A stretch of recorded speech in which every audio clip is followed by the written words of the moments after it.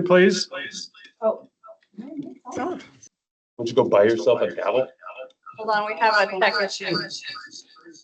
Hold on. Silence.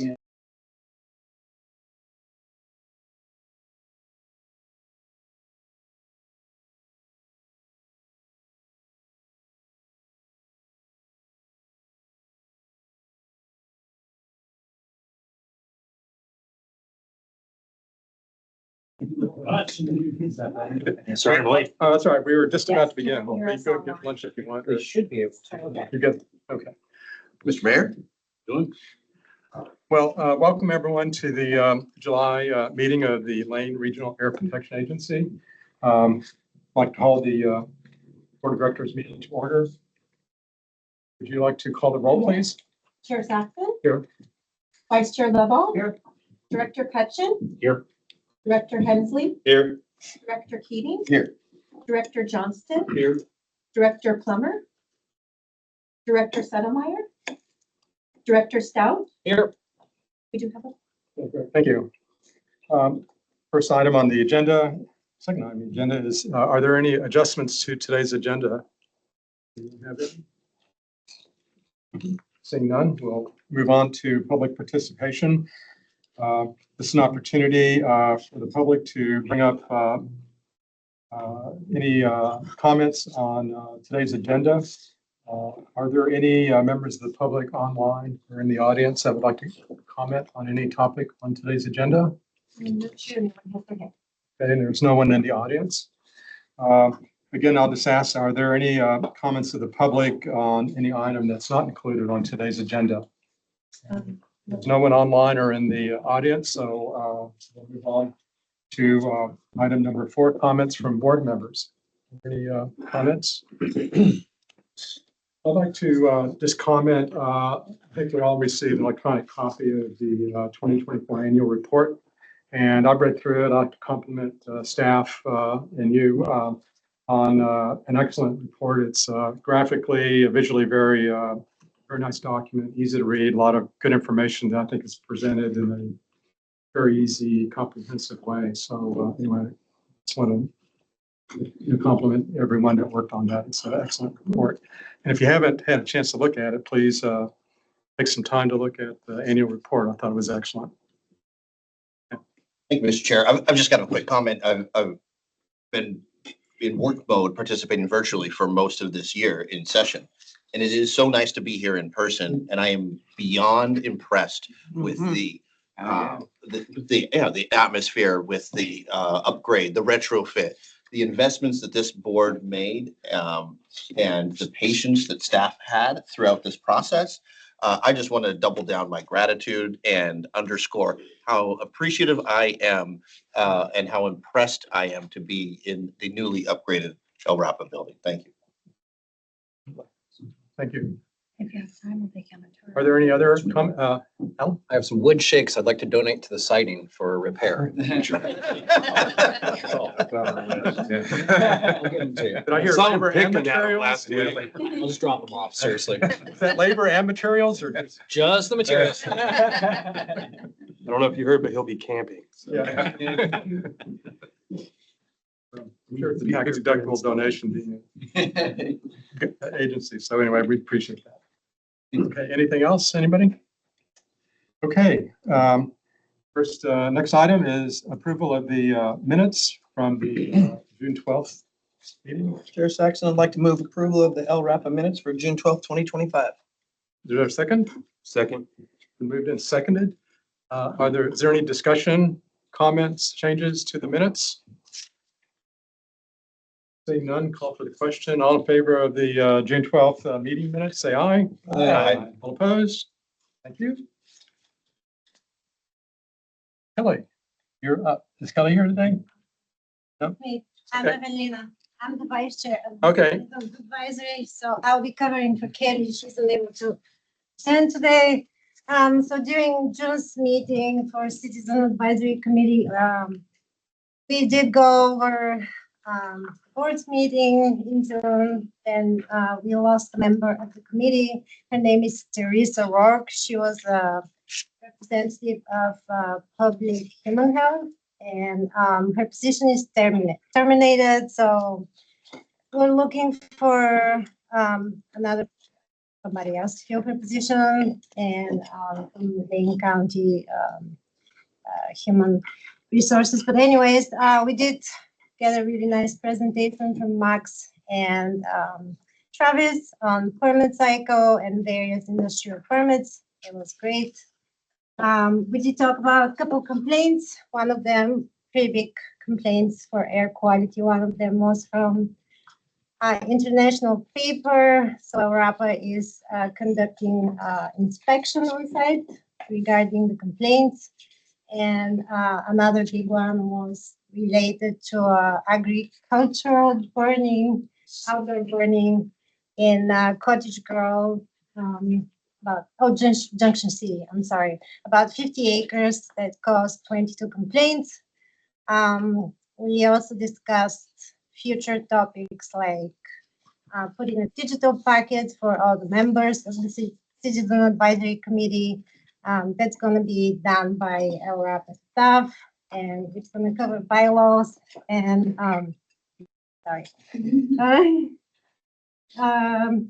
and reference materials. And then we're going to talk about smoke school in future sessions, some supplemental environmental information, and yeah, that's about it. Questions? Well, thank you very much, and Thank thank you. you for being here. Well done. Yes, thank you. That's good report. Everybody wants to get out of here before it gets really hot or something. Yeah.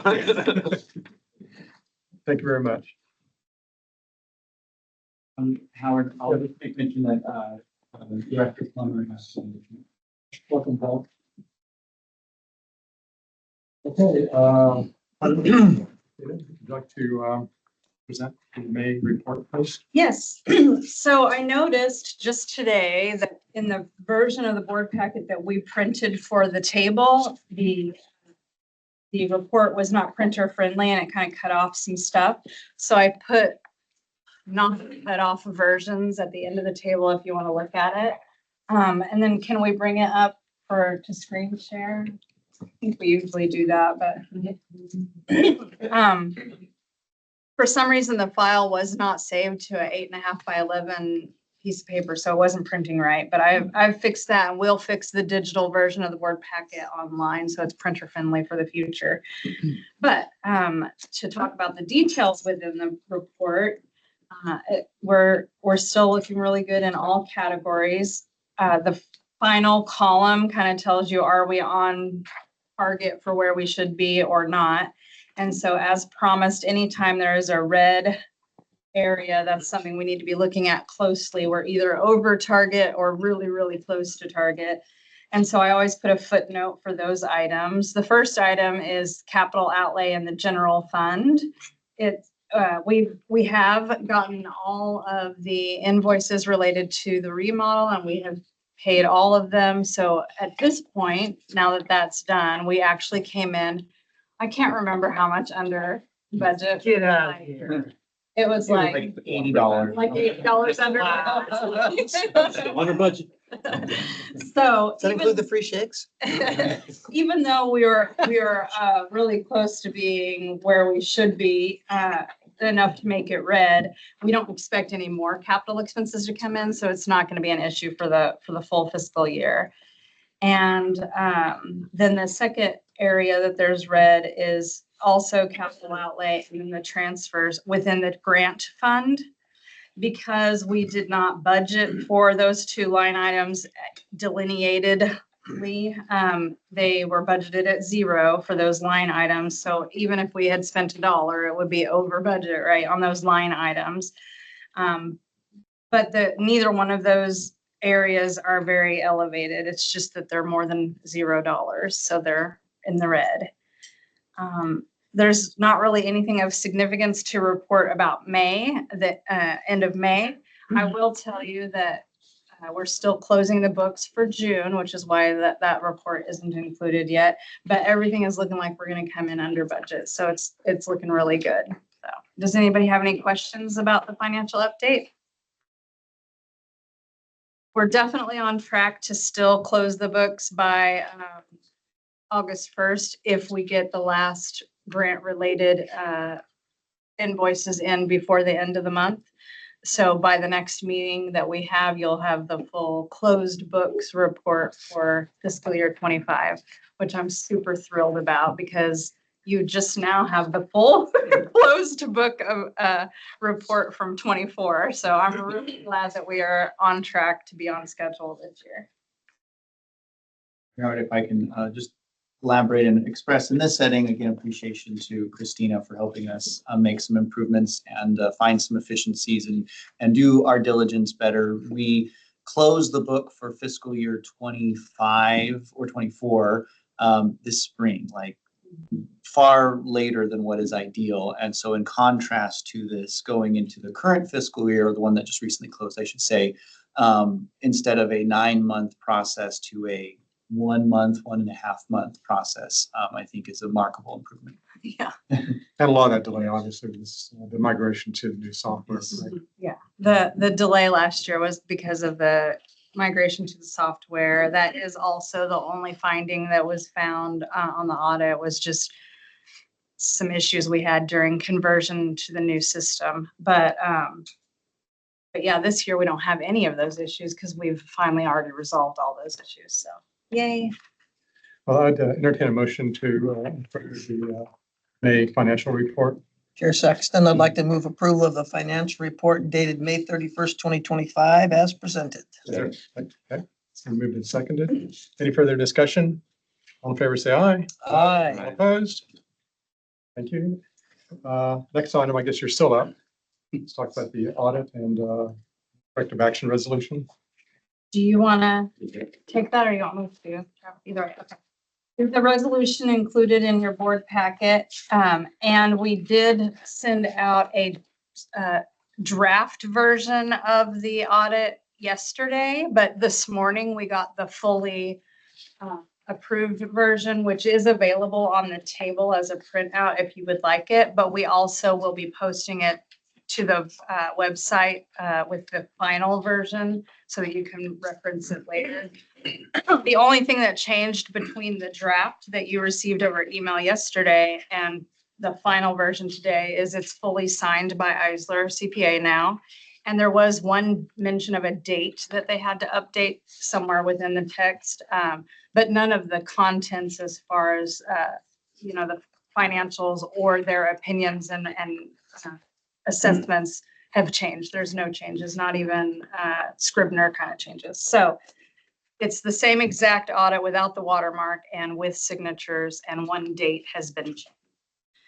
So it was referencing something that they had done as far as submitting our audits online to the state and for the federal single audit process. They just had a placeholder of last year's date and they had to update it.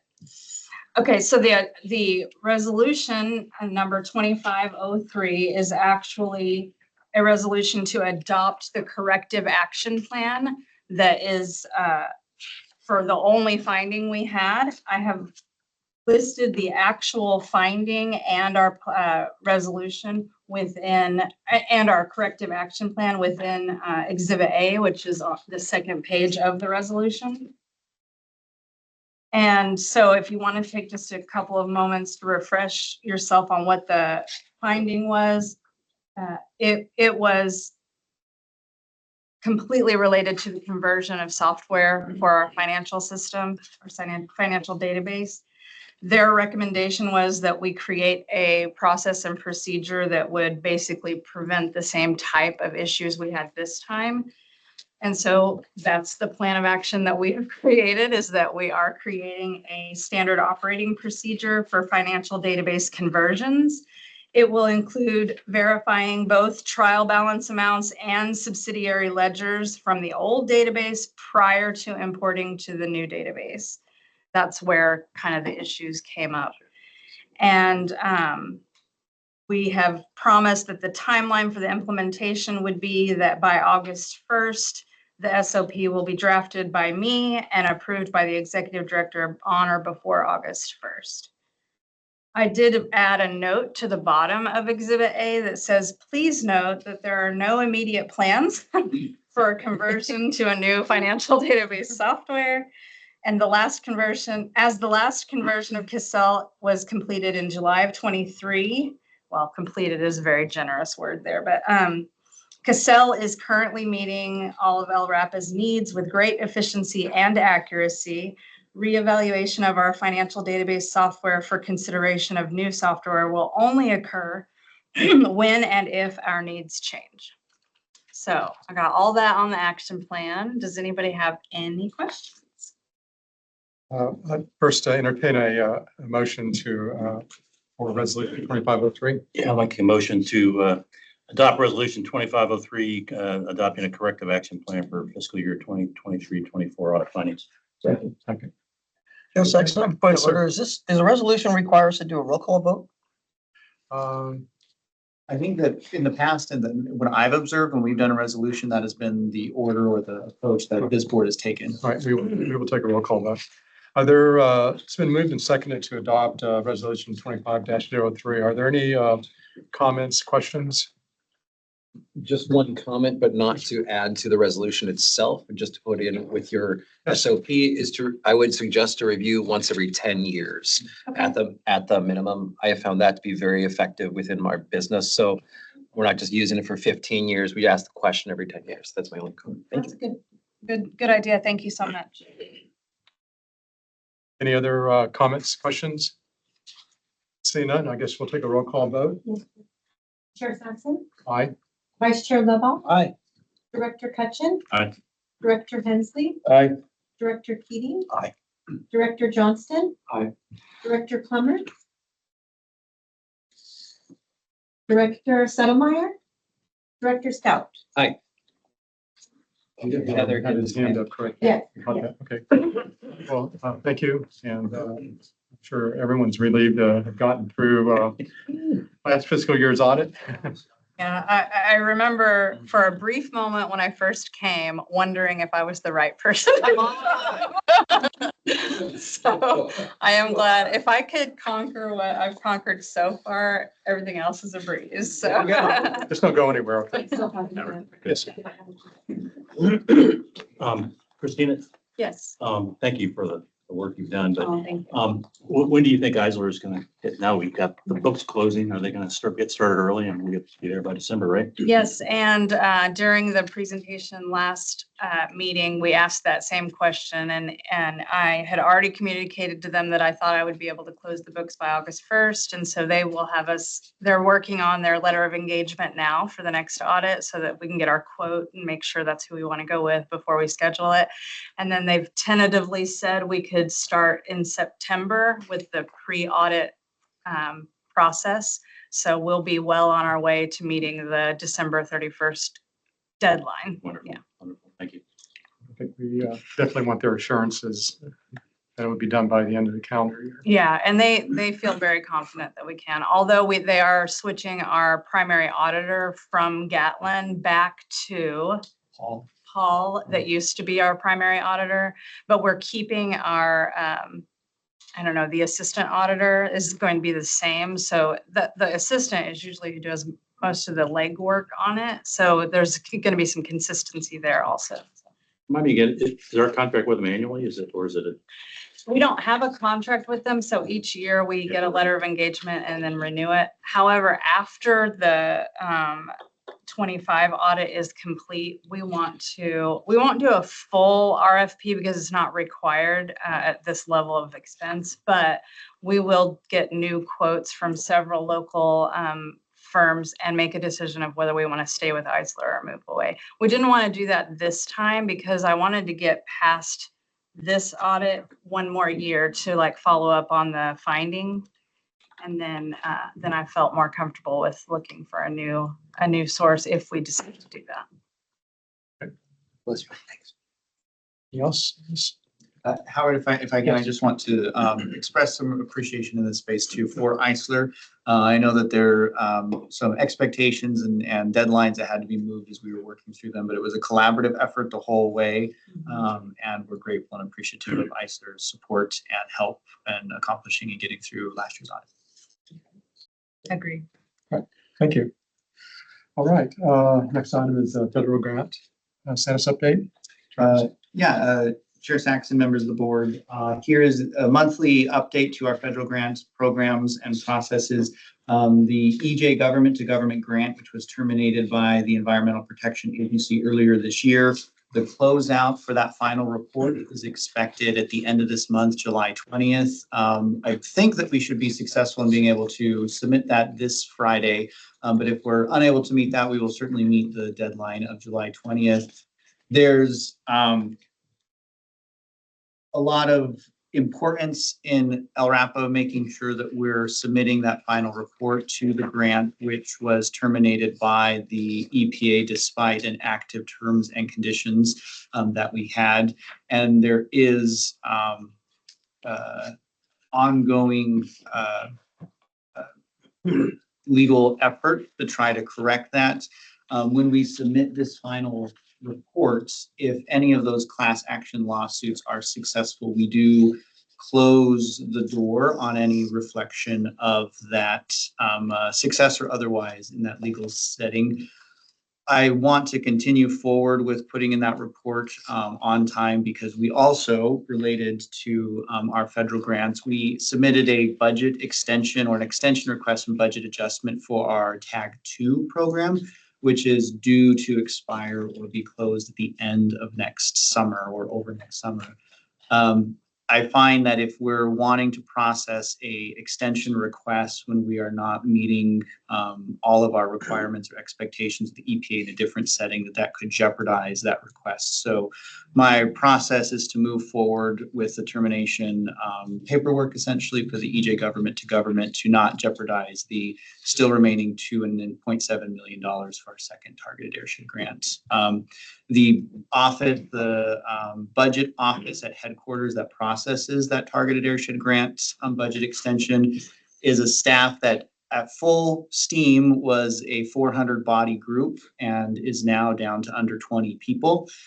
So this fall, we're considering through Region 10, EPA in their advocacy and moving that grant through, but I think we'll also be seeking legislative help in trying to move that grant budget request through to make sure that the attention that it's warranted is being received. So that's some of the share out beyond the financial numbers that are written on the paperwork here in the staff report.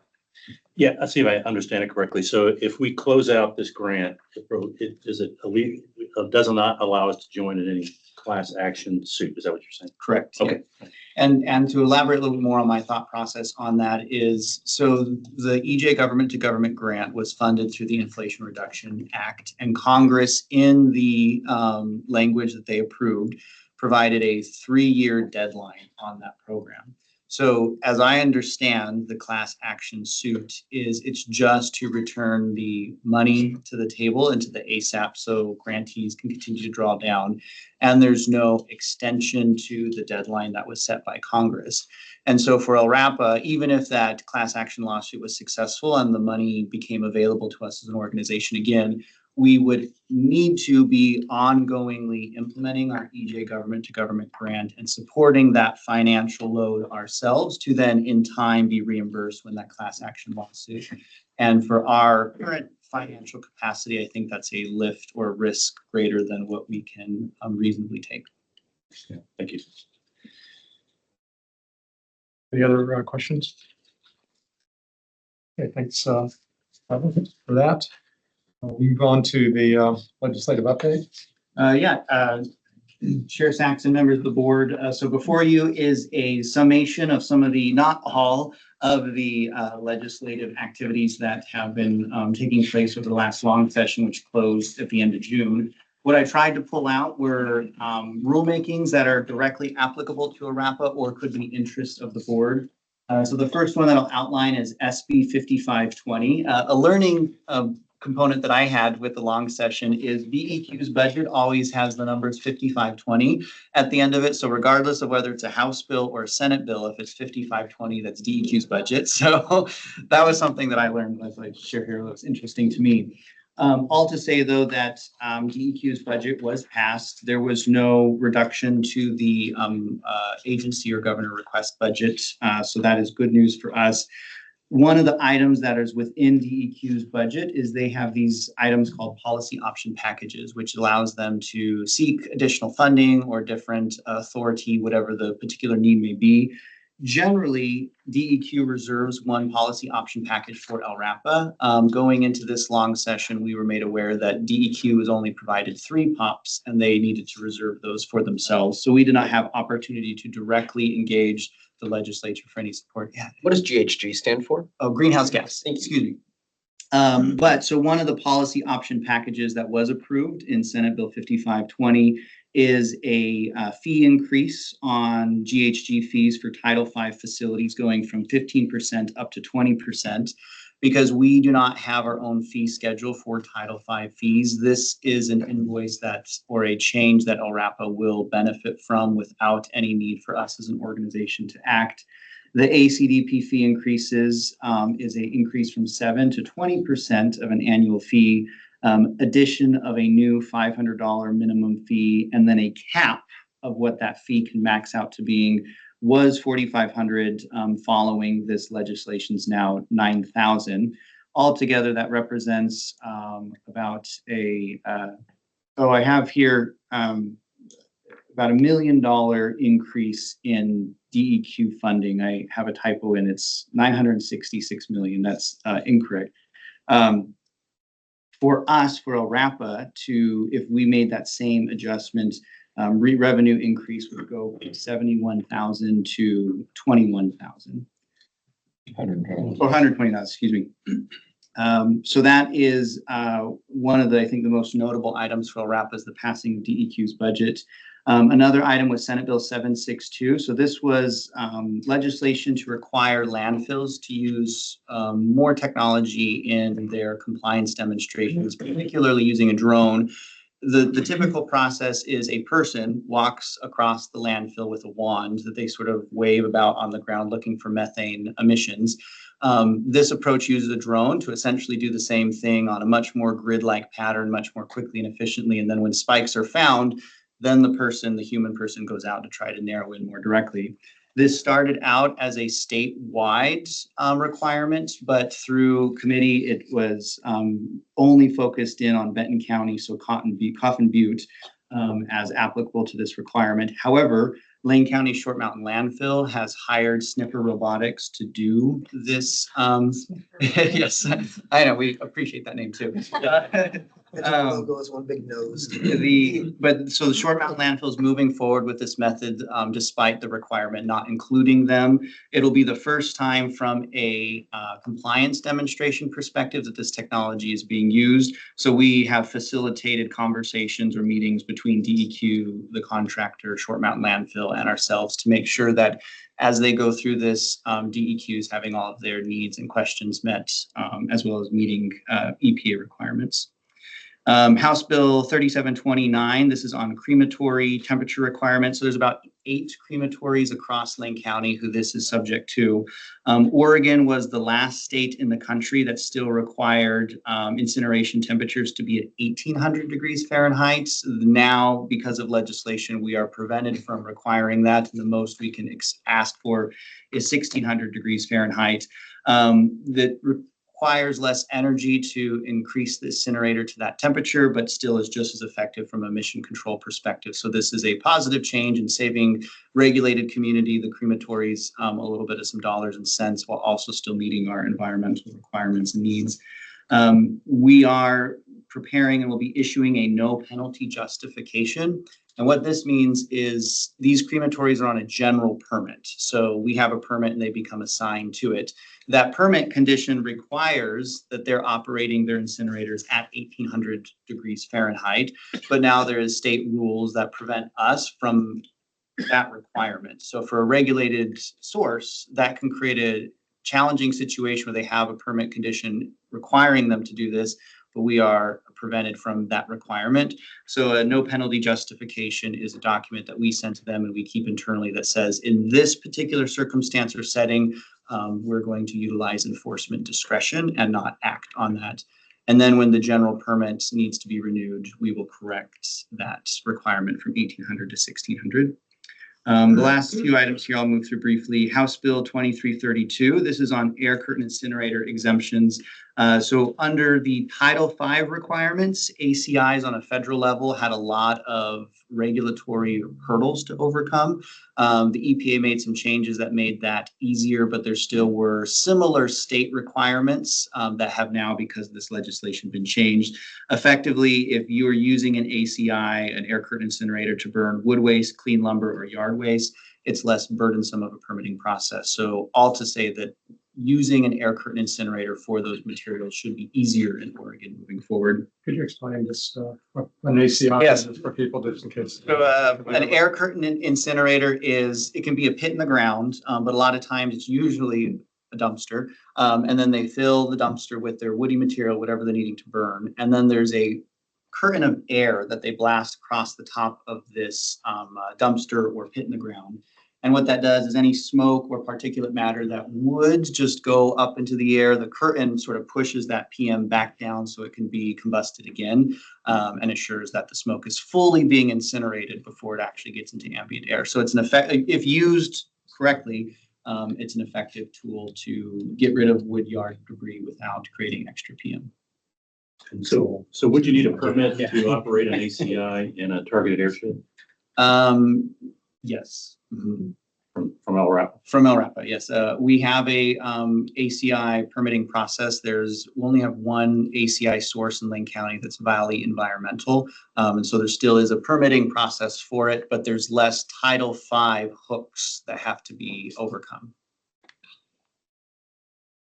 And then the final item is just a note that on PFAS, or forever chemicals, House Bill 3512 did not advance from committee, but DEQ is proposing some PFAS rulemakings.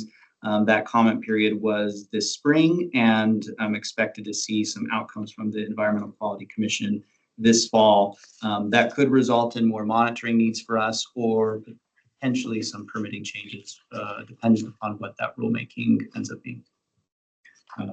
And that's some of the shout from the recent, now concluded long session. Are there any more in Lane County that emit PFAS? I would presumably so, considering how prevalent they are. But as far as documented, accounted for items on our end, I don't believe so. Max, do we have any PFAS kind of insight in our regulatory reflections? Yeah, nothing specific, but, the big concern are from wastewater treatment plants, it's the big focus. When it comes in through their water treatment and then eventually might go out in the air or get land applied to. Thank you. May I ask a quick question? You mentioned the typo under House Bill or Senate Bill 5520, but I didn't write down what it was and now I've forgotten. So I was conflating the 966 million with the 950,000. There's not a typo. The Oh, no typo. Okay. top 11 represents a revenue increase of 950,000 to their 25-27 budget. Okay. Just making sure I had my numbers right. Any questions of Travis on the legislative update? Yeah, I have a quick one. If you don't mind. There was a bill, Travis, and I think it's Senate Bill 91, in regards to PFAS and firefighters' equipment. That may be worth looking into more if PFAS is going to be discussed more broadly from a regulatory perspective. Yeah, thank you. I wasn't, that was not on my radar. So I'll look into that. I do think that PFAS is the environmental hazard that's kind of growing and being recognized, and is in time something that humanity is going to have to do something about. So we'll see what that ends up being. Seemingly, there's a thirst and an interest. So if one bill has passed, it's a totally different lane, of course. But I do think that there might be some seeds we could put. Thank you. Senate Bill 91. Yes. In case you don't know, I mean, there's, manufacturing byproducts of that, but also it was commonly used in firefighting foam at airports and things. And the military has AFFF. yeah, And military has a significant problem, especially they use it for training. They have, it's pits that the stuff would flow to. And then, potentially it, flow to groundwater or surface water. So, Used to plan it all the time. yeah. Yeah, so you probably Get bored. have some kind of a, Yeah. you Everybody have went a through boot probably a camp down personal there. burden for fatty fish or something like we all do. Somewhere all those pits were. Yes. I'm sorry to interrupt, but I just wanted to comment on Matt's recollection that, yeah, there was a PFAS bill that did pass. I was just on the EQC, the Environmental Quality Commission meeting this morning. Matt Davis, the legislative liaison, was updating the EQC on the legislative update. And they clarified that there was the bill that passed that prohibited the firefighting foam containing PFAS, but that was, the bit narrow aspect, and DEQ has no interaction with that. So there's no rulemaking that would come out of that. It was just a ban of that product in Oregon. Chair, just related to this, so, but House Bill 2947, I believe, if I'm not wrong. Yeah, 2947 did pass through the House and was signed by the Senate President. I think it's awaiting the governor's signature, and that's instructing OSU to do a in-depth study of land-applied PFAS with biosolids, so that it could be used, basically using the dried sludge to apply as a fertilizer for grass seed, non-human consumption. But the problem that continues to come up for MWMC is that we're not really sure what's safe. Mhm. And that's really the trick. And that, so hopefully, I think there was a broad support bipartisan for that particular bill. And I think there may, in other words, my suggestion is consider if there is broad support for a similar bill within PFAS for air quality, since this was just a biosolids for land, and yet it did get through overall with generally accepted support and generally bipartisan support for that. But it'll still be a couple years before OSU has the opportunity to do that, because taking PFAS samples is extremely difficult.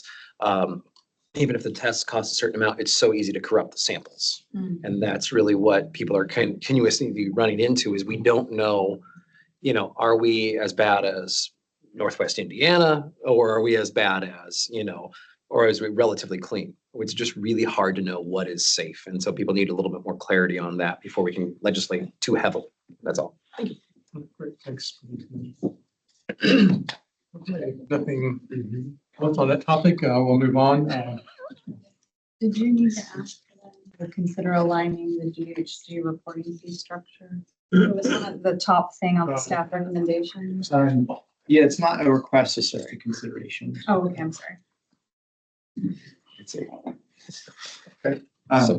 So the next item on upcoming rulemaking, so to set the stage or to provide some context for the board, rulemaking is as a regulatory body, there's always, you pretty much generally need to have rulemaking in progress or underway. As items change, as legislation unfolds, as on the federal level, there's adjustments and changes there. There's needs to reflect on what our rules are and regulations. And I also just holistically believe that nothing should ever be static and unchanging, and things should always be willing to evolve and adjust as context and changes need. So this is a staff report to provide some expectations for the board on rulemaking for LRAPA, as well as to identify what our rulemaking needs are and what's coming down first, so to speak. So currently, I've been engaged with staff on our rulemaking of Title 15, which is our enforcement procedure and civil penalties.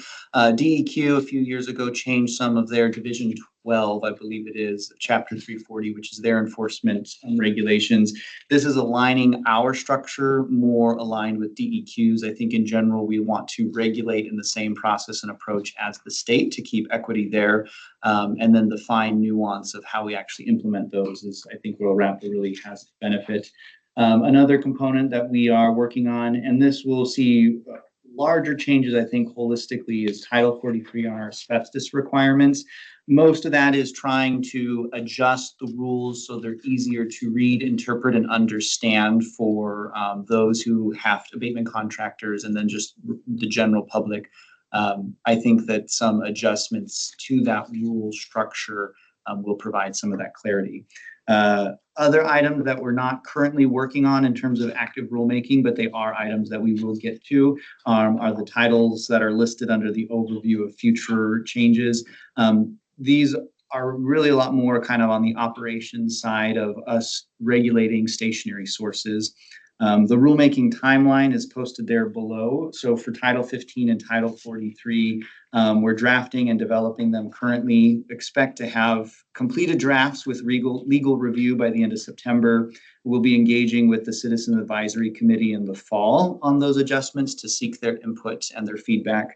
And then as we head into next spring, we will be, or in next winter, I should say, going through our review with DEQ for stringency and approvability, a public process, which will include public notice, comment period, and a hearing with the board next spring, and final adoption tentatively expected over next summer on those rulemaking processes. These two titles, Title 15 and Title 43, are not SIPs, and a SIP is a state implementation plan, which is basically the way that we communicate our rules and adjustments to the EPA for their review. These do not have federal components to them, federal rule components, so it's only state level concurrence that we need on these two rulemakings.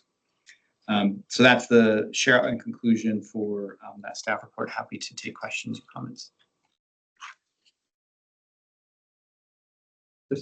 And Jerry, just comment, maybe just kind of a sarcastic one. I apologize in advance. I mean, is it typical to change two rules as a year-long process, or is this a quick process in your opinion? I think I have been through 2 rulemakings in my time at the organization. The fastest rulemaking we ever saw as an organization was following the Holiday Farm fire in 2020. We had a asbestos rulemaking to provide us opportunity to give a variance so folks can clean up their homes without violating open accumulation of friable asbestos rules. That through DEQ help and emergency meetings took about 3 months to get through. So a year timeline here, I would describe as a approachable and accomplishable but aggressive timeline. Wow. How long did it take the county to revise an ordinance? Well, I know, that's what I'm saying. I mean, man, my entrepreneurial brains have a real struggle with some of this, I'm telling you. The difference between entrepreneurial and government. Yes, you're right. I'm having to learn that daily. Thank you. Commissioner level, I'll say that I hear that perspective. And as I just mentioned earlier about, I do firmly believe that anything that's static is dead. And if we don't want to be dead, we need to be ongoing and evolving. And so how we can continue to evolve is, I think, important. Moving at some degree, yes, exactly. Yeah, good point. Thank you. Mr. Chair, Yes, sir. not related to this necessarily, but speaking of rulemaking and our federal partners at the EPA, I trust it's on your radar. I don't know if it's on everyone's radar, but I wanted to illustrate that I wanted to invite LRAPA, or at least get the sense from our board members, if it is in our interest, I suspect it is, for LRAPA to be present on July 16th Superfund site engagement with EPA and DEQ. As I understand it, that's at Cascades Middle School on the evening of July 16th from 6 to 8 p.m. Yes, Director Keating, I appreciate that. And absolutely, I think it's very important that LRAPA has we have a role there and we have a place in the crowd. I think that J.H. Baxter, and I'm happy to see that the Superfund approval was approved. Matt Keating will be joining that event next week on July 16th. Sorensen, excuse me. Looking at you guys, You guys are interchangeable. I would not envy you. You didn't know you were going? I thought, wow, you're getting delegated tasks. Thank you, Matt Keating, for representing LRAPA. I appreciate the patience on that. But Matt Sorensen will be joining. I really enjoy being engaged with the core team around J.H. Baxter and the community and regulatory involvement on how we can move the needle and moving things in a positive direction. I won't be able to participate on that. I'll actually be on PTO the next 2 weeks. Otherwise, I would be very much plugged in. But Matt will be representing LRAPA in that space. Thank you. Okay, anything else? Update? Okay, Travis, this is your meeting. Yes. We'll move on to vehicle inspection maintenance programs. Yes. So let me share my screen here for that.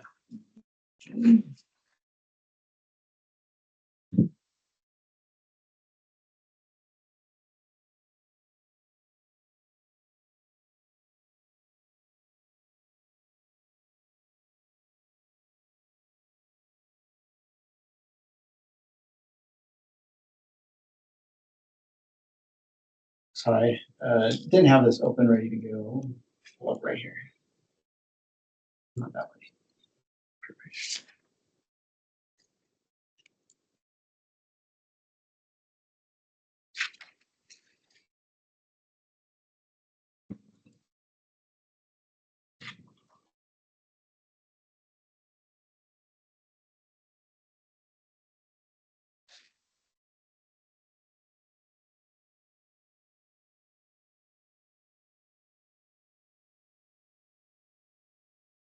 I say clicked.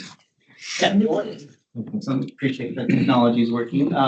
So Lance Giles, our technical service manager, is my backup for when the questions get deeper than what my technical subject matter expertise will take me. But this is a share out on Oregon's vehicle inspection programs, context to share.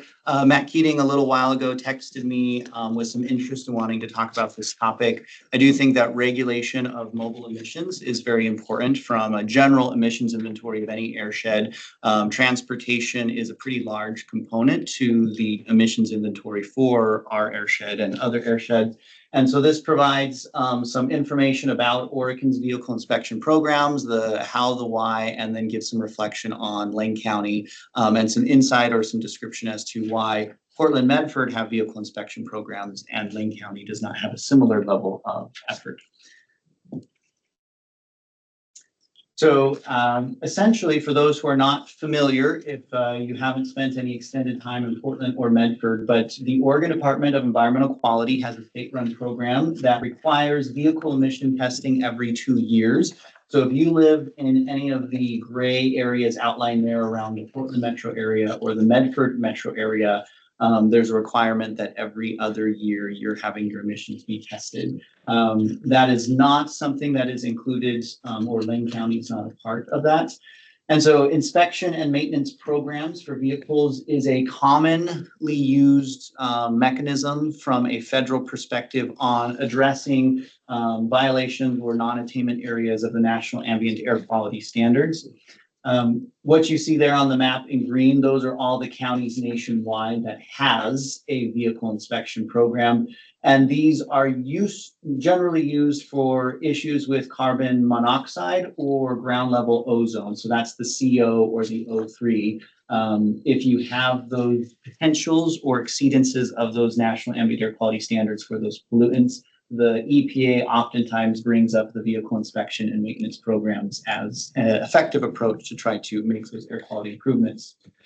So for carbon monoxide, a little bit of some history here. In 1978, the Eugene Springfield area was actually designated as non-attainment for carbon monoxide. The graph you see here, the red line, that is that health standard for carbon monoxide at 9 parts per million. The orange line is the Eugene Springfield's air quality observations from 1980 to 1987, to where you can see that we did have some years where we were above that threshold. So some localized efforts back then to address this issue was to install, which are very common today, but were not so common back then, but smart traffic light or synchronized traffic lights as a way to help to minimize how often cars are stopped and idling and creating those air emissions. And then as well as adjusting some street parking and adding some turn lanes to increase traffic flow.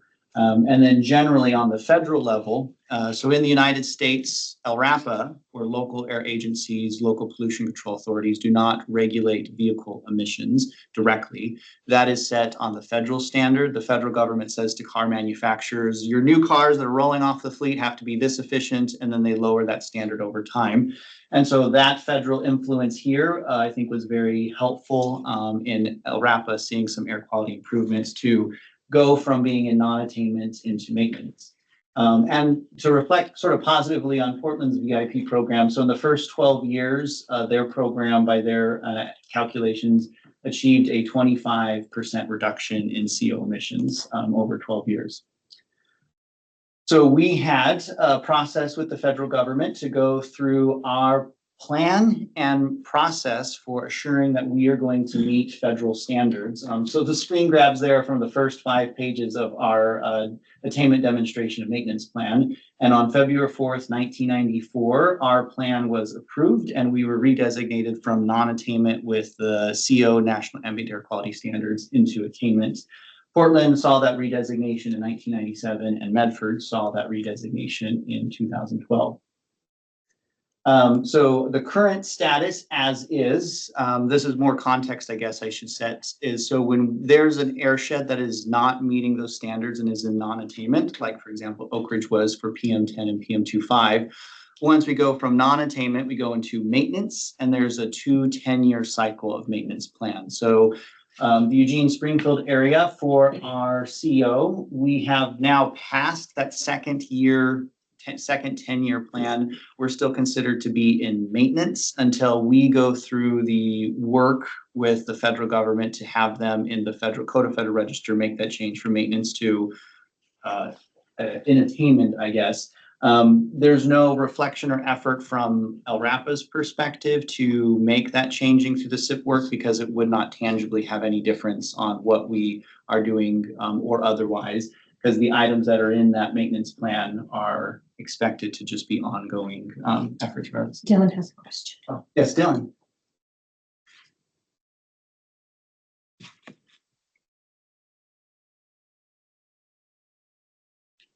Dylan, you there? Maybe he accidentally raised his hand. Okay, well, go ahead and chime in. Dylan?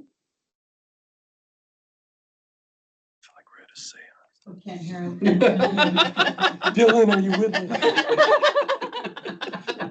Um, So what LRAPA has a lot of our time, energy, and focus on under our Clean Air Act mandates is focusing on smoke management, which is our largest source, or PM is our largest source of pollution here in Lane County, which can come from wood smoke as well as wildfire smoke.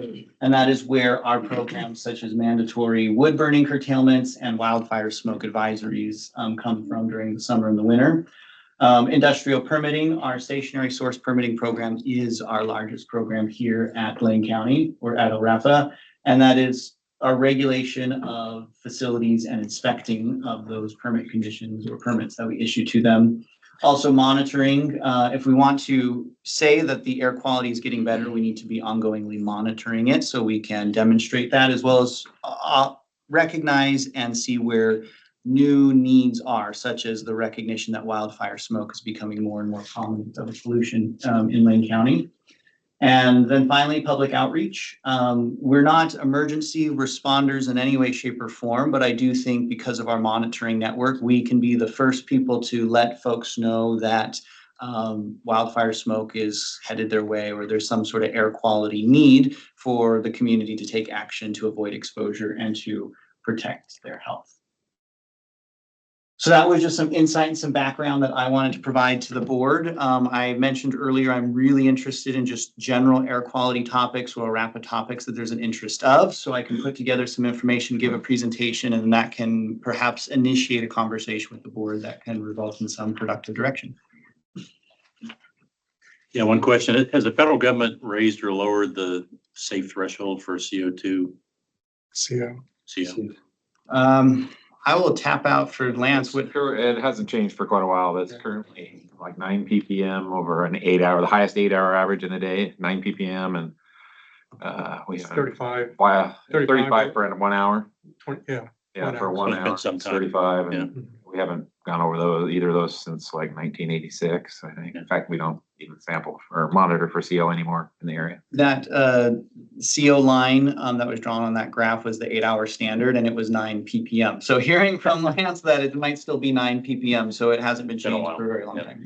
And then secondly is, LRAPA monitors for PM stationary, monitor moving vehicles. Mhm.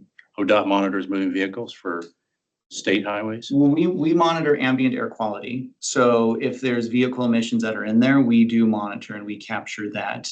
There are things, and this is where I'm starting to go out the periphery of my expertise.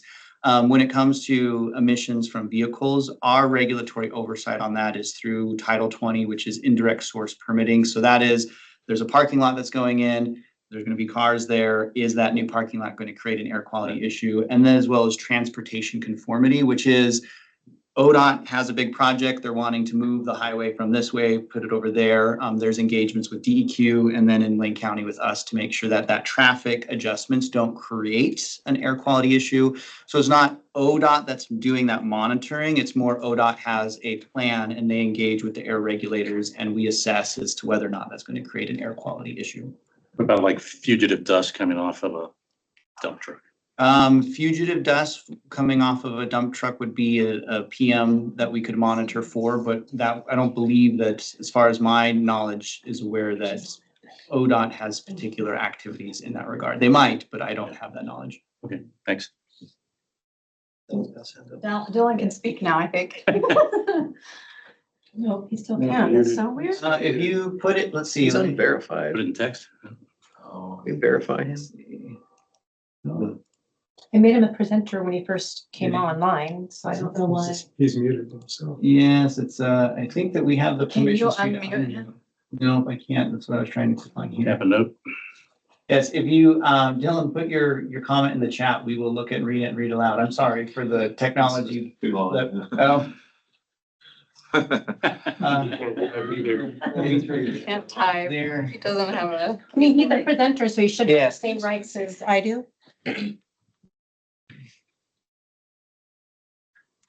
We promise we're not punishing you in any way. Yeah, I know. I'm not sure where that's, You did. Could he call in on someone's phone? I just asked him to text me. I have a question with respect to Medford and Portland are both in maintenance. Do you know where they are as far as where they're going to, how close they are to migrating to achieving attainment so they don't have to have a vehicle emission inspection program? I don't know. Yeah. I mean, their vehicle inspection program is kind of ongoing. It's a self-funding project now, Yeah. so. I don't know that there's any impetus to go to attainment. No, I don't think there is in Portland. My sister works directly for them and she is very, very keen on the fact that they are a self-funded program. Right. So you have Huh? a lot of looking at payroll Yeah. supported by those fees. Yeah, well, I understand that, but it seems like, you know, if they're achieving attainment consistently, you know, those 2 10-year periods, and you think you migrate to eliminating that program. I would So agree the- with you, so Howard. the- It's a cost to the individual to have the car tested. That's right. Yep, I agree with you, Howard. Yet on a pathway toward electrification, it's also a True, potential incentive exactly. and a clear potential for revenue generation if you look at the smog check program throughout California. Right. I have a question, and I'm going to start with extreme gratitude for taking the time to put together such an excellent presentation. Thank you. We talked about, you know, LRAPA has a regional authority over or throughout Lane County, and yet it's not lost on me that these two programs are seemingly municipal programs through Medford and Portland, respectively. I'm a little surprised that the cities of Salem and Eugene, based on our populations, aren't exploring this a little more. Is it because we're, even at the southern part of the Willamette Valley, it's a little surprising that we're in attainment? Is there a potential? Do you see a potential that would be a positive that would reduce emissions in the near future or in the future for municipalities like a Salem or like a Eugene? And if it were Eugene, to do so under the umbrella or with the LRAPA guidance, similar to DEQ's guidance and approach, is that a reality or a potential based on our current levels or based on a trajectory if we don't electrify or if we don't meet those federal statewide standards or goals? Yes, I hear what you're saying, and there's that's a nuanced question, so this will be a bit of a nuanced answer. But The current vehicle inspection programs are driven by federal perspective in the sense that the federal government says, we have set these national ambient air quality standards, and you, as a local regulator, so the state of Oregon, are expected to get air quality below these national ambient air quality standards. Medford and Portland identified as areas that were not. Lane County for CO identified as well. A tool in the toolbox that the EPA uses regularly, which the map showing all the counties that had vehicle inspection programs, is the states have to come up with a plan, a state implementation plan or a SIP that says, EPA, here's how our plan is to meet these standards. And through that engagement with the EPA can approve the plan presented, ask for changes or adjustments. And that's where the vehicle inspection is identified as a tool that the EPA likes. With everybody being below those standards, there's no pressure on the federal perspective of making inroads there. If there's a more local, be it state or otherwise, perspective on wanting to establish a more stringent standard, that regulatory authority and process does exist to go through that. That would be a reflection of the authority of if they wanted to take that. And then on the broader reflection of from vehicle emissions, I think that the current electrification is very helpful in reducing the amount of emissions from vehicles. And I think it's most of the transportation PM is related to medium and heavy duty vehicles, as opposed to light personal transportation like cars and vehicles. Or older vehicles. Or older vehicles. As from a federal perspective, some of those mandates and requirements perhaps unspool themselves. There could maybe be a need for more of a state reflection on what secondary or upholding standards want to be established to assure that there is enough regulatory or legislative pressure to make sure that we're seeing progress in these directions. Fascinating. Thank you. I will say that Oregon and 13 or 14 other states have adopted California's standards for emissions from cars. And of course, there's an attempt by the current federal administration to overturn that and not allow California to have that exemption to the Clean Air Act requirements, which is, in my view, very troubling. And that could affect, future air quality. And that's my takeaway as well, Mr. Chair, is that it seems to be a dance right now between the federal government and states. I think Dylan Plummer wants to ask a question. Without objection? Yep. Hi, Dylan. Yay. Yes. Go ahead. Technical difficulties. I don't know what's going on. I appreciate you all for humoring me as I was like waiting around with the screen up there. I just wanted to voice, support for some of the assertions that Matt was making, and just also name that it's my understanding that while,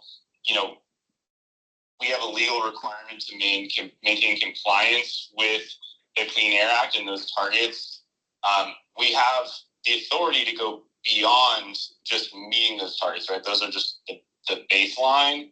And so we have the opportunity to put in place regulations that would help us to maintain compliance or exceed compliance. And that's not just in the case of transportation emissions, but in any kind of emissions that you were to decide to, LRAPA could, in theory, even exceed regulations at DEQ.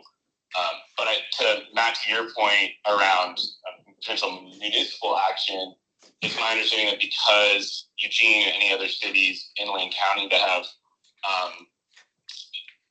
opted into LRAPA's authority, the municipalities have given up their authority to set standards like cities that are outside of LRAPA's designation. And that could be wrong, but that's just my recollection of some conversations that I had with attorneys a few years ago. So it would need to have action at the LRAPA level in order to regulate. Or at the state? Or at the state, yeah, of course. Thanks, Dylan, and then I agree with what you said. And it explains well kind of the point I'm trying to make, which is The current vehicle inspection programs are a federal pressure that's applied, and unless there's a state or local pressure saying we really want the same thing or more so, it's the federal force that's driving those programs. And I guess I'll maybe just say, I absolutely think, we should be doing everything we can to be reducing air pollution, we should be setting an example for not just country, but also in Oregon. And so I think I'm always going to be a strong advocate for going above and beyond and thinking creatively about how we can push the envelope in order to preserve and clean air and ensure that all of our residents have access.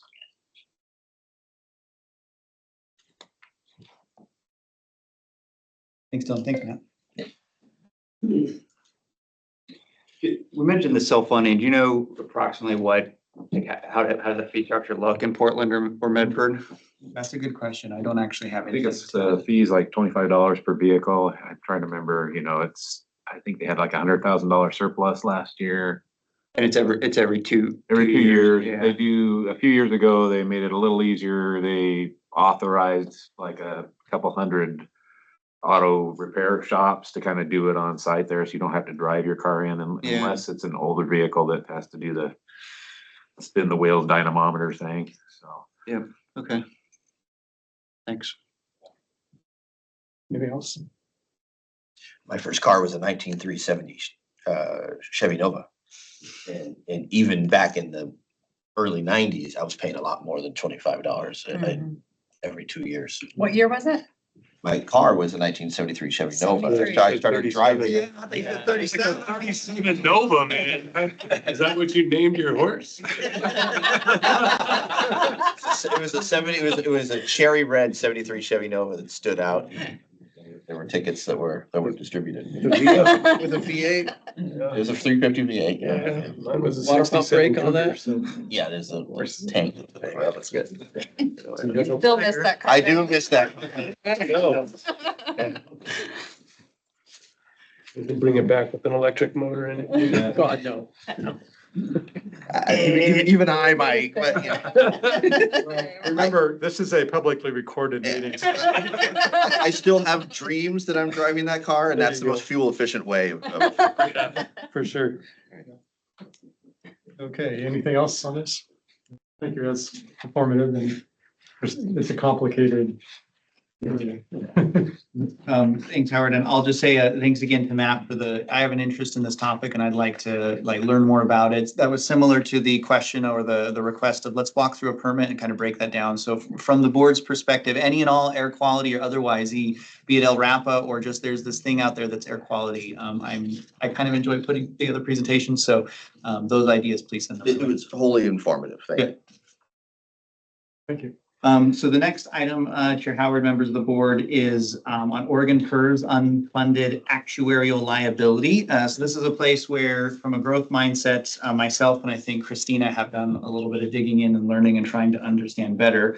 So to set the context for the board here, during our most recent budget committee, one of our budget committee meetings, one of the budget committee members brought up that LRAPA has an unfunded, a UAL, I'll just say for short, of about $375,000, but we budgeted $10,000 in our budget. And so the question was a little bit wanting to understand and unpack the difference between what that liability is and what we are budgeting for.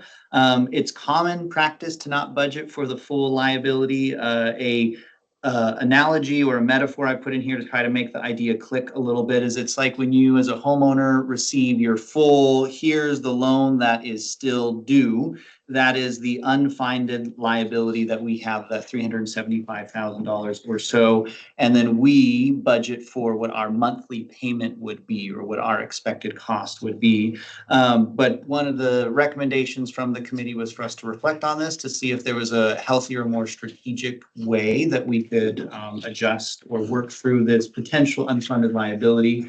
So in the staff report, there's a couple of options that are laid out before the board. The first is we continue status quo, which is continue our operations that would not be abnormal from our peers in their own approach on the same issue for public organizations. The other option is we slowly build up a LGIP account until we reach that unfunded liability. Or option three, we have the reserves to where we can benefit and do this. We just create a new LGIP account. We move that unfunded liability into that account, and then we put board authority on how that money is handled. So it can be preserved for that need. And then if things change and there's other financial requirements or needs, we can engage the board to connect into that. But I'll pause and let Christina fill in any of the gaps I may have left. We have a little bit more than just 10,000 budgeted to go towards the UAL payments because we have, we've budgeted the percentage that we pay based on our payroll numbers, and it's more than 10,000. But we also have the 10,000 in contingency in case there's an unexpected related expense to UAL. So that's where the 10,000 comes from, is actually contingency. We've not yet had to dip into the contingency that we plan for each year, but we're still new in PERS. So we just felt like we still needed to have that contingency in place. I will say that one option that we didn't highlight here because we've kind of, I don't want to say eliminated the option, but it's not an option that I think anybody's going to be interested in. You can create a side account at PERS where you just deposit a lump sum into it. PERS has recommended we not do that, so that's why we didn't leave it on the list. If they don't want us to do it, it's probably not necessary, because if it was necessary, they would be pushing us to do that. So at this time, they want to wait till we've been active in their system for 5 years before they even make a determination on a recommendation for a side account. So the option that we're encouraging, that we recommend that we take, is option 3, which is we already have that amount in our reserves.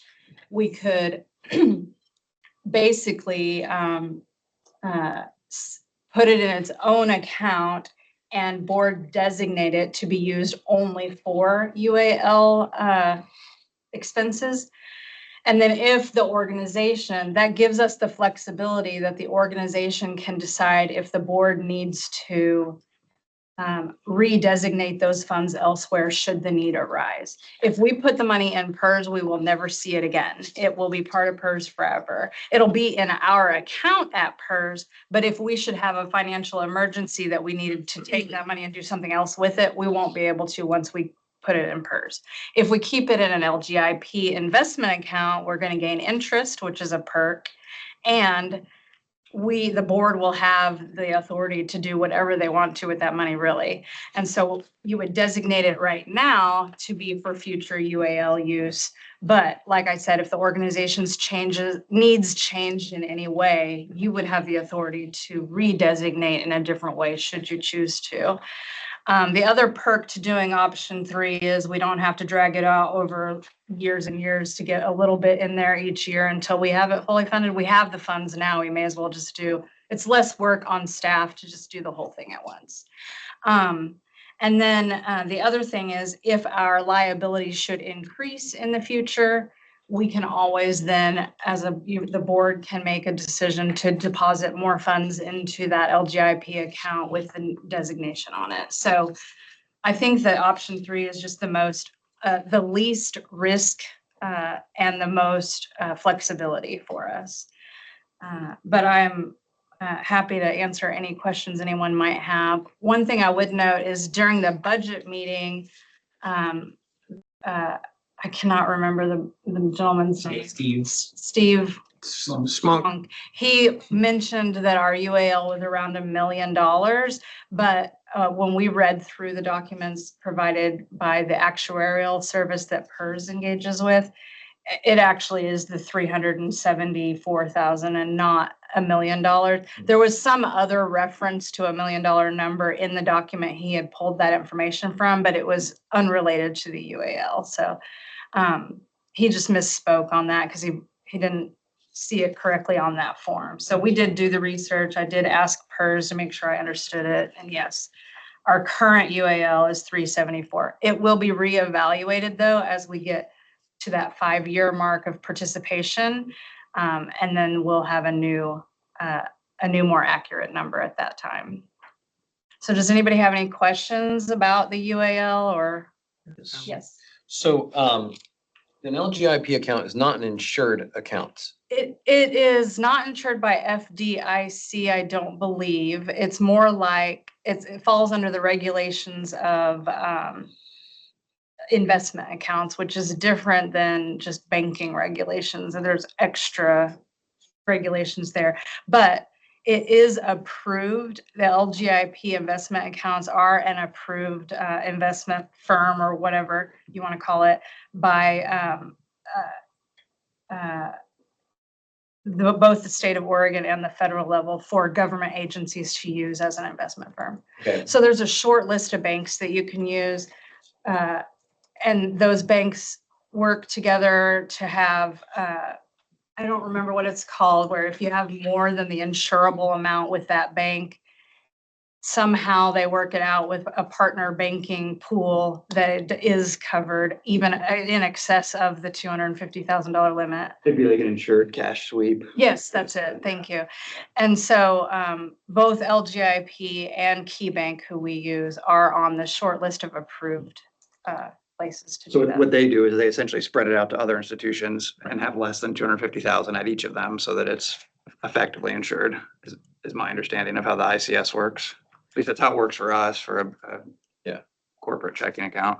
I just wanted to make sure I asked the question, so it's not, we don't wake up and be like, well, where'd our, We should have done something. where'd UAL go? Yeah, yeah. All of our reserves are invested in that LGIP account. We used to have two LGIP accounts, one that was for LRAPA general fund and one that was specifically for Airmetrics. But when we sold Airmetrics, we transferred everything into just one account that is just general reserves for LRAPA. So option 2 and 3 both would be to reestablish again a second account, but instead of it being an Airmetrics account, it would be I wouldn't even want to call it a PERS UAL account. I would want to call it a board designated reserve account. Restricted account. Yeah, so that you guys through a resolution, you can determine what that designation is. It's a great answer. And I think my only comment is if things are funded little by little, like if it's every 5 years, we get a different level that we have to fund up to, I'd be interested in just making sure that that's part of our ongoing list every year. Say, hey, we're funding a fifth of that, 20% this year, 20% this year, 20% this year, just so we have that. So it's not a big Plan.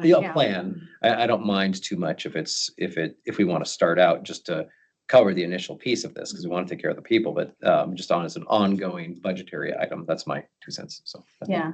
And because this wouldn't be an expense that needs to be appropriated, it doesn't have to go through the budget committee. It's more of how are we handling our investments and how are we designating things? So it's more of even the UAL is more of a balance sheet item, which is not part of the budgeting process. It's part of the planning for your budget process, but it's not actually part of the public engagement that's required to pass the budget and do the appropriations. So we would be able to do all of this outside of a budget committee, and it wouldn't be held to any of those normal timeline standards and things.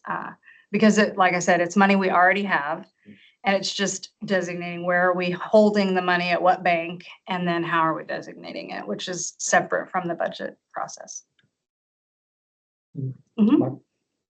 So where you answered this a little bit, I think, but what's the source of this 374,655? That's an estimate that's coming directly from PERS? Yes, well, it's coming from a company called Milliman, which analyzes PERS's financials and how they have their structure and how your portion of that is delineated. Yeah. And so they do what's called an actuarial evaluation or valuation. And they offer for you to purchase one every single year if you would like at a very hefty price, almost as much as our audit itself. So I elected not to do it again this year because we did it last year. So the date of this number of this 374, this was as of? It's our current UAL, but it has not been re-reviewed by Milliman, and we have not gotten any notices from PERS that it has changed. So. That's the number that's every 5 years they reflect on. Well, initially it'll be after 5 years. I don't know what I'm sure they're evaluating it every year, Sure. but they weren't wanting to give us a recommendation on whether we should do a side account yet, because they wanted to have enough years of history to do a good recommendation, a solid one. So the UAL it represents the amount of money we would have as a liability that we would have to pay if 100% of our employees retired today. Yep. And not very many of our employees are even eligible for retirement right now. So when they do reevaluate, they're looking at your current roster of employees, your already retired employees, your already employees that have already moved on to other organizations. They're looking at all of it. So for example, we have one employee right now who is a tier 1, tier 2 employee that is new to us since we started PERS. And when they came to us, they already had 20 plus years in the PERS system. So for that person's retirement, a lot of their retirement pension is funded through their previous employers, and only the number of years they worked for us will it be part of our UAL. So we won't inherit existing UAL to that employee. We'll only get the UAL that is from whatever is vested during their time with us. So it's a super complicated system of figuring out what that UAL is for us. Yeah. And it varies every time we hire, fire, or retire somebody. So and it varies depending on who we hire and how much they have in PERS already, or if they're new to PERS, all of those things. So that's why PERS doesn't even want to give us an estimate for 5 years, because they want to see kind of what is our trend. How often are we bringing in brand new employees with no experience in PERS? How often are we bringing in people that have 20 years in PERS already? And so they're looking at some of our employment trends to help them predict our UAL and our needs. Got it. Thank you. And then if I could just ask one more Mhm. question here. In this background information, it says requires agencies to show their proportionate share of PERS unfunded liabilities on their annual financial statements as a line Yes. item on the balance sheet. Mhm. So where is that in our financial statements? There's actually a whole section on this topic of our retirement funds. There's some standards that are put out by, it's called GATSB, which is specifically for Yeah. government accounting. It's sort of like GAAP, but it's a higher level of stringency just for government agencies. And so they have a whole regulatory process of how you present that in your financial statements. And let me just look in the audited statements to see if I can show you.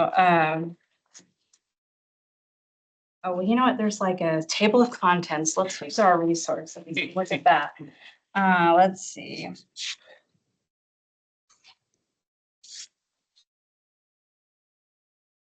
I guess So on page 33, it talks about the page 33 of this Page financial. 33 of the audit packet, Yep. yeah. It's a schedule of proportionate share of net pension liability. So that's talking about that UAL. They don't call it UAL here because we actually have a portion of that also through our old Voya accounts.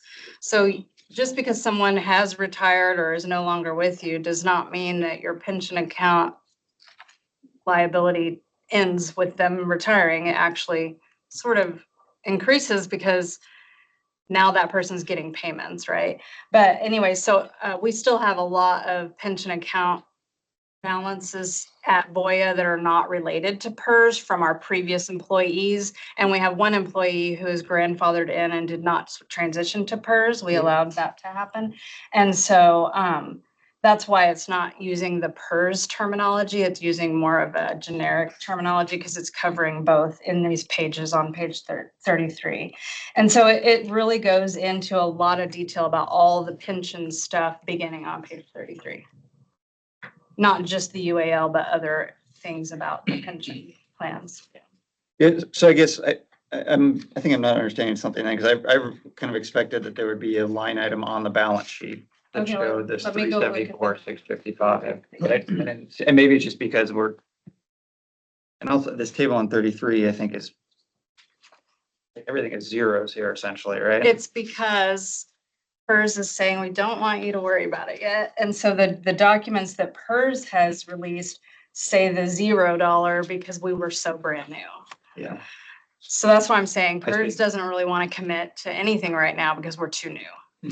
Hmm. But on So as we hit that 5-year threshold, I don't know if it's vesting Things probably is will the right change. term, but it would eventually show on Mhm. our statement of net position or our balance sheet as a liability once we get to a And certain we point. do have some of those liabilities listed on the balance sheet already. So let me see if I can locate it.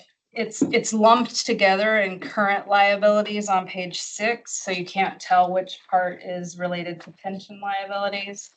But let's see if in the detail ones, it's a little bit. I mean, we only show total liabilities of 258,000. So that implies that there's not, that's less than this UAL share of 374, right? Right.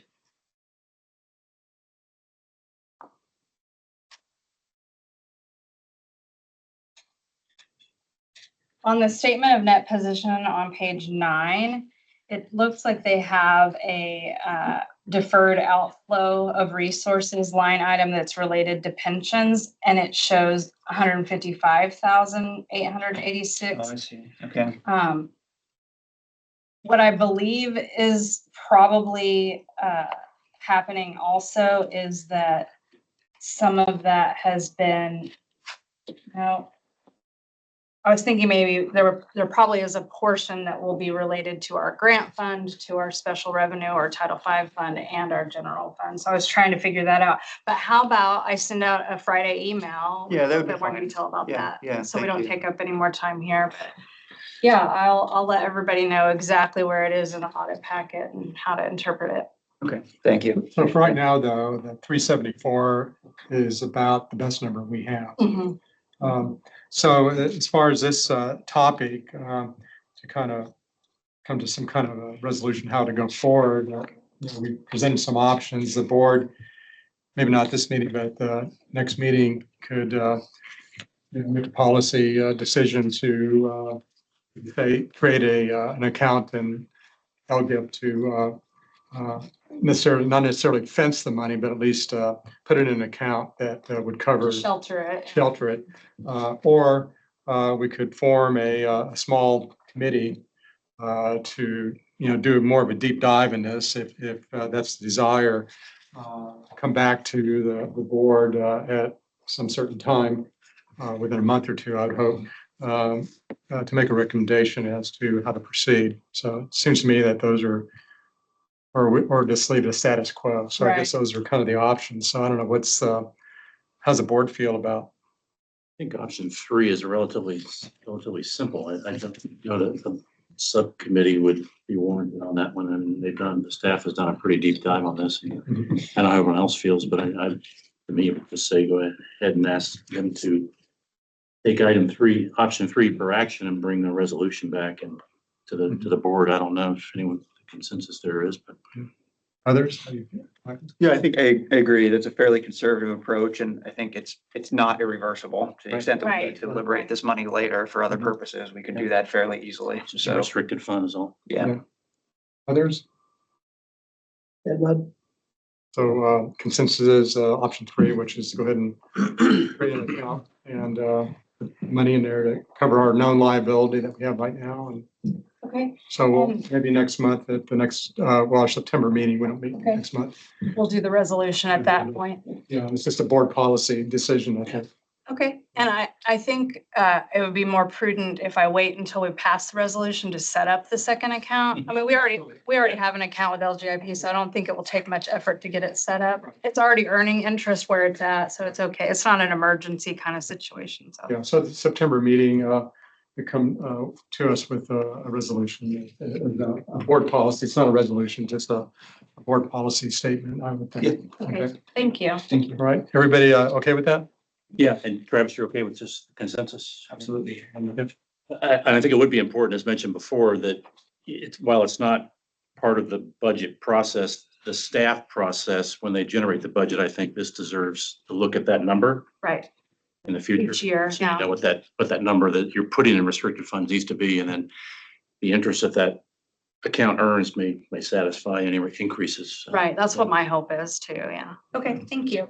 Great, thank you. Good discussion. Sorry it took so long. Well, I think for most of us, PERS is kind of a black box anyway. So it might even be a black box of PERS. The growth mindset is I'm embracing it more and more because it's the way to get through things sometimes. Yeah, it's. Mike Fleck will be happy that we spent some time discussing that. Absolutely. That's right. Yeah.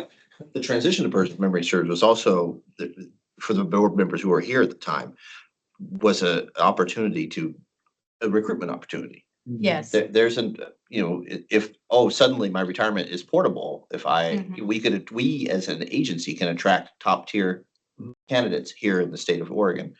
That's a net positive. So just a little background for the newer And members. then absolutely, I'll just to elaborate. So the last 2, 3 of the last 4 hires we've had in less than a year, 3 of those have been PERS employers, and that is PERS employees, I should say.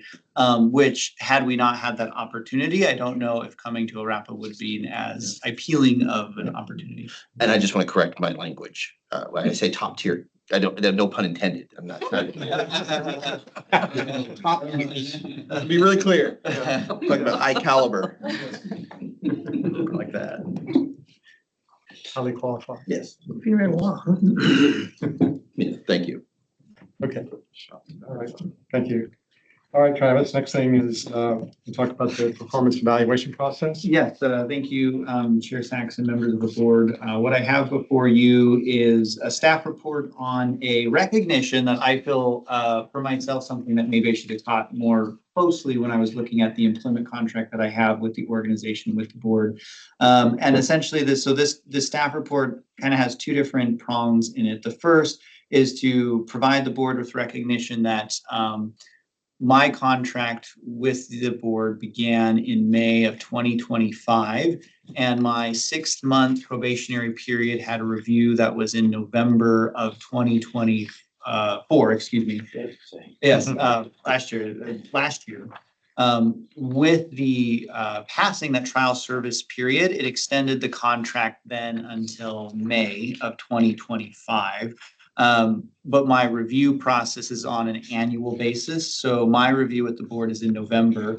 But if there's any need for the board to want to adjust that contract in any way, that contract is offset by about 6 months. So providing this recognition to the board, the approach out of it that I see is the next contract cycle of presuming board agreement just be another 18-month contract, which would then align us up by the end of it of review and contract renewal kind of taking place in the same swing of a few weeks.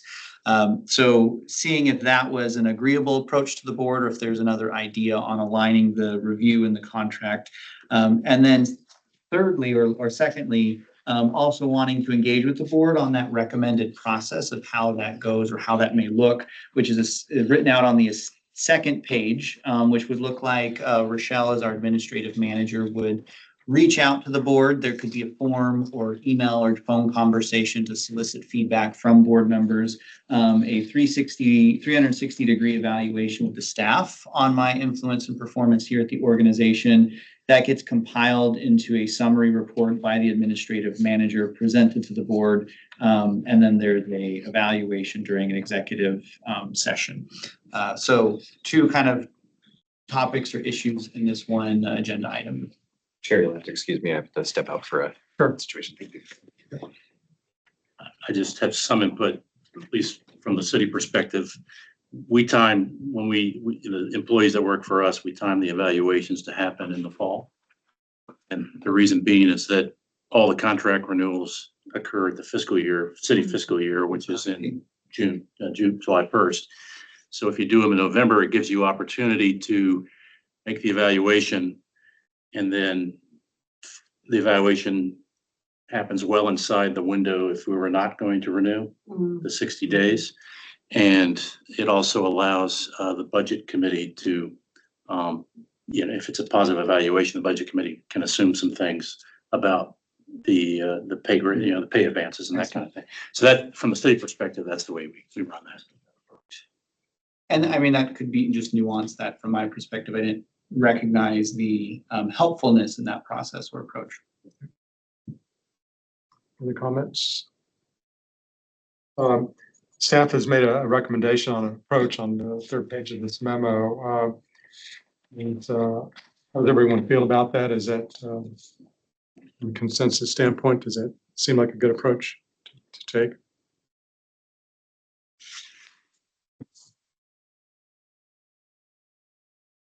Well, I see a few head nods, so is that, I like Mayor Cutchin's idea. I thought that was pretty in line. I mean, this is obviously a choice B in my opinion, but I think I like Mayor Cutchin's approach a little better, honestly. So if we went with the approach that your city is using, then we would not need to realign the contract, right? If It would just it would be- just stay the way. It's a, you know, May timeframe is perfect. It doesn't have to be July 1st, but May is fine because you have enough time to go through the process and that 60-day window. And so, yeah, it would work. Not realigning it and then keeping the evaluations as in the they fall. are, yeah. To be done no later than the end of the year. And if there's and I'm agreeable to that process and approach. It was more in my prior career, I am very used to employment contracts, and that's really all I've done professionally since graduating is employment contracts, it seems.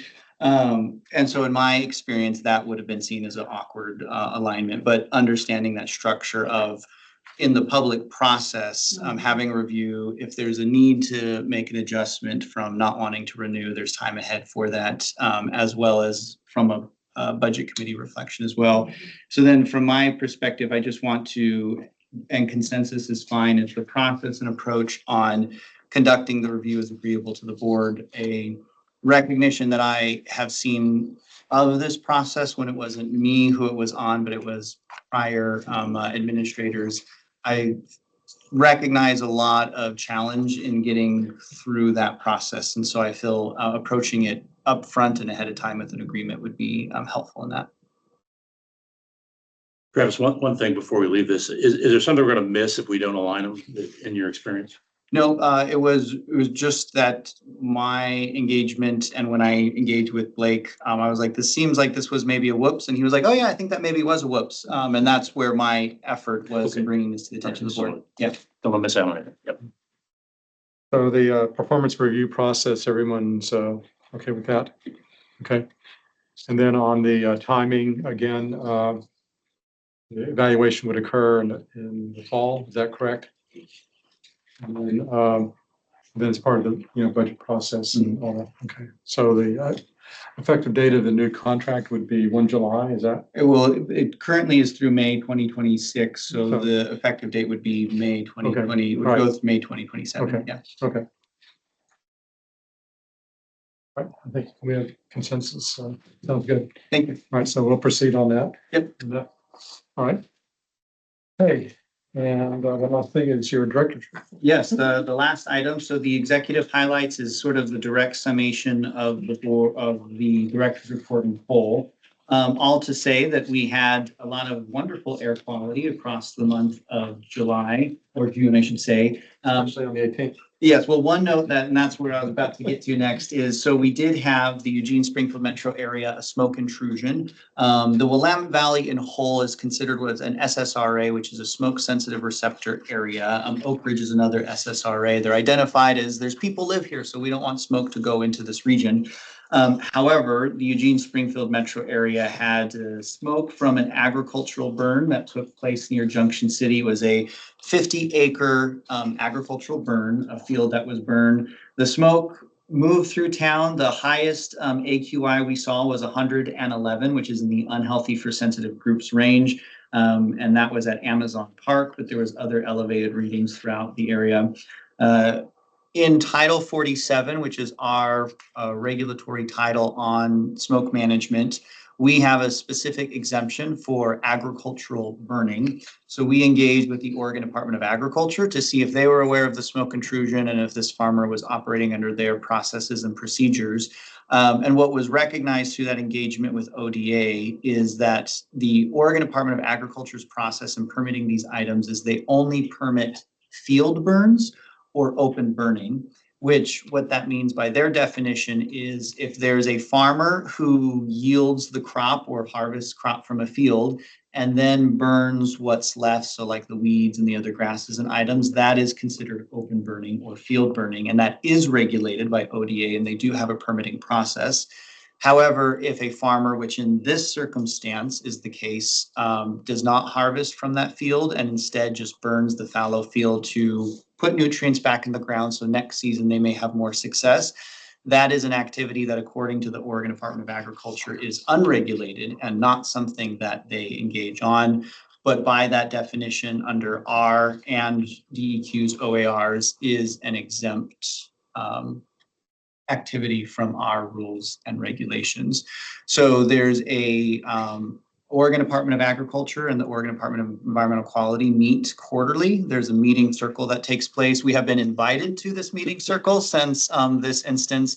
And I imagine in this smoke intrusion is on the agenda for the next meeting. And there will be some understanding and unpacking of that regulatory framework to make sure that all organizations agree that this is the interpretation of the framework.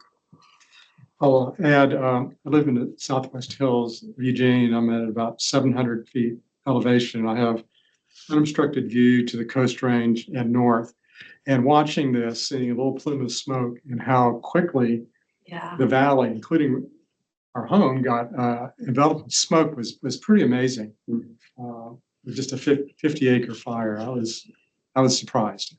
I think the weather that day had a Yeah, big well, sure, impact on of course it. it did. Yeah. So- But anyway, it was remarkable. And my little purple arrow, I think I got to 180 or something like that. Wow. The AQI is through the kind of 24-hour Right. average lens as Yeah. opposed to the short term, yes. Yes, yeah. So I did email Travis saying, as a concerned citizen. will we, Yeah. another. We heard a lot of complaints that day. Oh, yes, I'm sure you did. in the staff report, we did receive 22 complaints from community members noting the smoke that came in. Again, the growth mindset once more is very helpful in this space because it's I'm more familiar with like Oregon Department of Forestry's framework as we have overlap with them. Have not dived into ODA's framework too much till now. So we'll continue to grow and learn better as we engage with ODA and DEQ. Another item to point out during here in the director's report is in the month of June, we had 26 air quality complaints, a pulp bowler from the pulp mill. We engaged with International Paper on these complaints. They're doing dredging of their ponds during the summer. We visited last week or 2 weeks ago on a site inspection of their process. This is part of their normal ongoing activity, but every year there's a pond, of which they have a few of them, 7 or so. They dredge one of them each season. Summertime is the ideal time to do it because it's not raining, it's not wet, and it makes that dredging easier to manage. And then get to farmers who do actually land apply what they pull out of the ponds. We also, as shared with the board last month, we did relaunch or revigorate our supplemental environmental projects. I am anticipating that we will see an application from Oak Ridge on their yard debris program for a potential opportunity to support them there. Also want to share that Jamie McBoy's joining us. She's sitting here at the table. Jamie is an environmental coordinator. She comes from the city of Eugene. And while the air environmental language is new, the regulatory language is very familiar with Jamie. So she will be a great asset to us and help us find efficiencies. We completed our transition to LINFO 3.0. So LINFO is our internal database. It stands for LRAPA Info. It received a back-end upgrade to new sort of technology that makes it easier and more accessible to update it and change it. We contract with LCOG to do this work. LCOG recently had their main staff person working on this for us retire. So LCOG's trying to replace that support, and we equally are looking for non-LCOG support for developers who might be able to continue to iterate and improve upon our database for us. Also of notable is LRAPA at the end of June, early July, issued our ecological burnings to the Rivers to Rivers Partnership, which is 1,456 acres over 85 units of Lane County for ecological burning that we have provided a smoke permit for. Not all of those units are burned. I would say in a single season, only about a third of them actually end up burning. We engage very closely with Rivers to Ridges. In fact, they have been using this space as a meeting space for themselves to organize their work. Our concern is where smoke is going to go when they light their burn. And so making sure that our permit conditions has wind vectors that say the smoke's blowing to the field where nobody's at, as opposed to like we saw with the Junction City farmer doing a burn, that smoke is going right into town. And otherwise, I think those are the main highlights from the director's report to share with the board. Great. There's a permit queue. I guess we're still really exceeding our metrics. Yes, on the operational side of things, which is page 7 of the director's reports, we still have our 0% Title V backlog, 14% or 18% between simple and standards of our backlog. And backlog is, to clarify what that means, is if we have a permit that has expired, but we have not issued the new permit ahead of that expiration, and it is administratively extended until we issue that permit. That's what we mean by backlog. And of that, 18% of our state permits are in that backlog. Our goal is to be, for the federal goal, is to be below 40% on Title V, of which we're 0%. That's great. Really appreciates quick action on, timeline on permits and things like that. The more I spend, especially in this role, not just at LRAPA, the more I strongly feel that the local perspective on regulatory intervention is really what's important and helpful. I have an understanding or recognition of, from a state level, the added components that can slow those processes down, as where I think that a local perspective doesn't have some of those. As an example, if you're on eastern region of DEQ and which their office, they're based in Bend, but if your facility is in Klamath Falls or way out in Malheur County, that requires the permit writer and the inspector to drive all the way out to engage, as where for us in Lane County, the farthest source is, 40 minutes away at most of them just 15, 20 minutes. So even small components like that really are helpful and effective for us in keeping on top of our work. That's great. Staff are doing a great job. Are there any questions, Travis, on the report? That concludes all of our agenda items. Does anybody have anything else? We do not meet in August, so take a break and get some vacations in and whatever, and we'll reconvene in September. Well, if that's it, I'll thank everybody for attending today. Thank you. Yeah, thank you. Thanks, everybody. Appreciate you working with me on my. Hey, you got it to work. I troubleshooted. Oh, wow. Appreciate y'all. David, I'm sorry, I went 3 minutes over. So this is their. Hey, we were like 20 minutes ahead there for a Right? while. That's like And then it was like, still good. I was reading an article yesterday about and pretty sweet. But they've got, car after car, and Shelby was the first one to show me. To see them all. My best friend had the Dodge Charger. Yeah. What is it, Inspired? Yeah, Inspiring, yeah. Like that firefighting? Yeah, they call it. Yeah, they do it. Also, yeah, and they've got, there's another one down in Texas, I think, it's like Every Air Force